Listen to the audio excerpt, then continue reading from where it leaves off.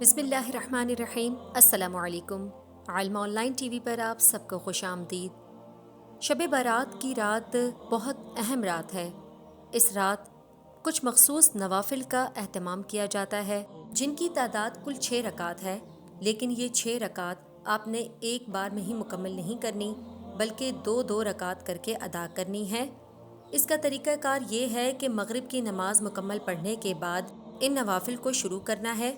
پہلے 2 رکعت درازی عمر کے لیے ہیں، دوسری 2 رکعت آفات اور بلاؤں سے نجات کے لیے ہیں، اور تیسری 2 رکعت اللہ تعالیٰ کی محتاجی کو تسلیم کرنے کے لیے ہیں کہ اللہ تعالیٰ مجھے صرف اپنی ذات کا محتاج رکھے، دنیا کا محتاج نہ بنائے۔ ان 2 رکعت کی ادائیگی میں سورہ فاتحہ کے بعد 3 مرتبہ سورہ اخلاص پڑھنی ہے، اور اس طرح سے اپنی باقی کی نماز کو مکمل کریں۔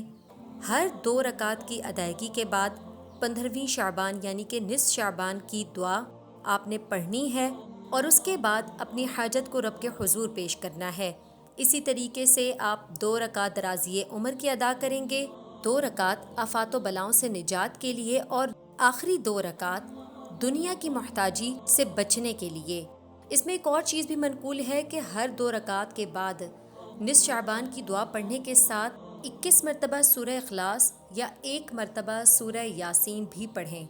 اگر آپ جماعت کی صورت میں نوافل کو ادا کر رہے ہیں تو اس صورت میں جو شخص نماز پڑھوا رہا ہے وہ بآواز بلند 1 مرتبہ سورہ یاسین پڑھ لے اور باقی سب سن لے تو یہ بھی کافی ہے۔